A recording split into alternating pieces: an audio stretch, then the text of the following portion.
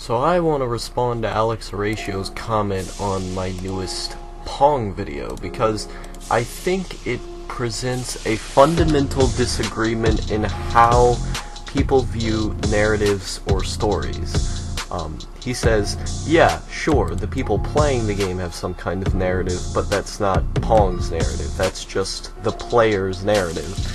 Now, you could look at a video game pragmatically or in a technically objective sense and say, yes, it has literally this narrative, but the player's experience to the game is, in my opinion, far more important. Their subjective value that they're getting from the game is important because it's their experience with the game. They're playing the video game, and then they're liking the video game more because they have this story tied to it, and the institutions within the game are capable of creating those things, and so it's part of the game. You know, because Pong is a competitive video game, you can have your friends, and your friends can be big personalities that fight against one another, and it can have stakes. The institutions inside the game create that. You just have to have imagination, and I would argue that a lot of Atari games were made with the intention of you using your imagination to put the parts together. If you look at something like Adventure on the Atari, that game is just a square walking around having an adventure, and sure, there are aspects of it that are technically fun, there are aspects of it that you can see with your own eyes, but you wouldn't enjoy the game as much without your imagination making things abstract, even just the things that are there, you know, like making those things abstract to interpret them in a more fun way. And so because you have those sort of imaginary experiences connected to what is technically there, because what is technically there elicits those imaginary reactions in your head that then make you feel emotions, I would argue that those are part of the game, because without the game, you would have not come up with those things that made you feel and that made you enjoy the game more. Your experience with the game is reliant on them, but that experience is also reliant on the institutions within the game creating that experience, or making it come about. So, I would argue, given what is technically presented, sure, if you're uncreative, it's just two squares shooting a square around, but if you look at it from sort of your imagination and the stakes surrounding it in the real world, based on what it gives you, makes it to where you can have those types of thoughts, then yeah, it's part of the game, because you're enjoying that, you know, you like the game more. You literally like the game more because those things are happening, and so it's important to talk about it, because if you didn't have those things, it would be hard to explain why you liked the game in the first place, why you enjoyed the game in the first place. You could sit here and try and objectively quantify, ooh, you know, the ball does this and it does that, but I don't think you're going to get too far with that. You have to talk about your personal experience, or else your score just isn't going to make any sense. It's gross. He also says that Pong was revolutionary for a lot of historical reasons, but it could have been easily swapped out with just about any game for the purpose of you bringing up childhood nostalgia.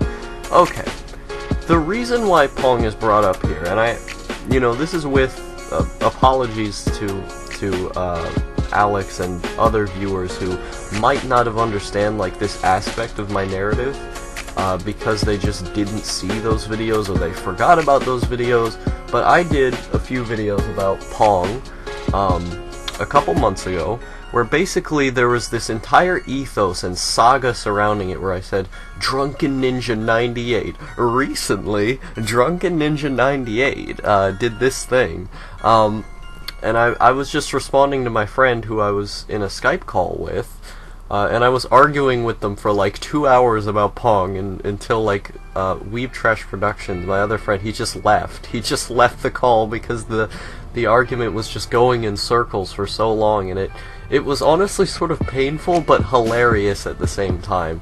And that conversation is how I became friends with Drunk, but it was over Pong, and just sort of broad ideas about video games in general, but you know, primarily about Pong. So I made these 2 videos about Pong, and they're, you know, when the first one hits, there's this big, like, emotional reaction from every party involved, like, wow, how did Outlaw do this? Making an entire video in, like, the same day, responding to Drunk's points. You know, I make the footnote, how did Outlaw make another Pong video? So, there was this sort of emotional friendship type of ethos surrounding that specific game.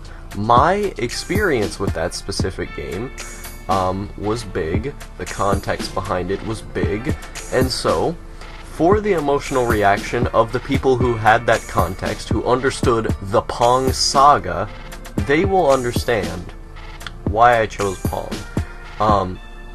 And even if you didn't have that context, for like the segment where I say, and like, get hype for when I whoop your ass at Crowcon, that line is clearly made with an intonation on the people who were around for this narrative will get this, and they'll get an emotional reaction out of it, you know.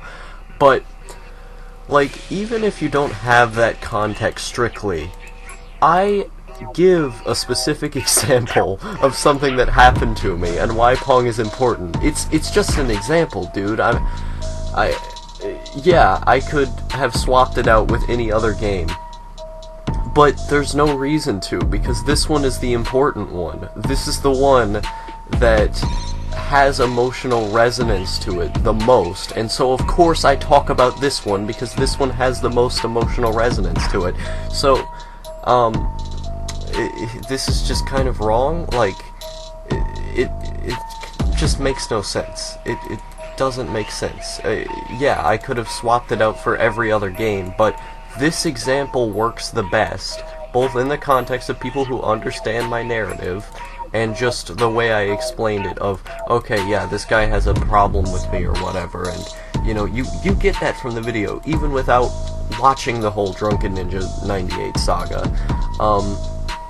And I'm not saying that it's part of just Pong's narrative. I mean, it is, what I was talking about is part of Pong's narrative, but it's part of every video game's narrative.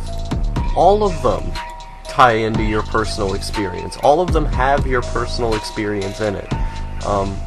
Now, I'm not like, I'm not like super knowledgeable on the subject of like post-structuralism and all that.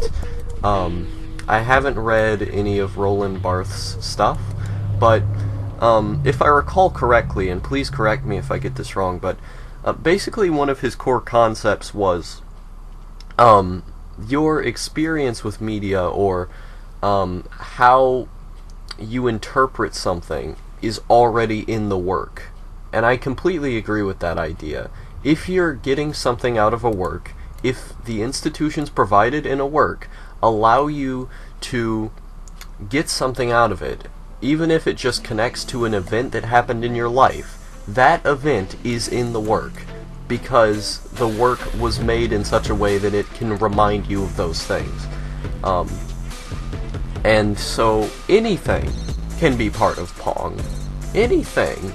As long as if you have that thought, if you have the thought of X thing is part of Pong, it is now part of Pong.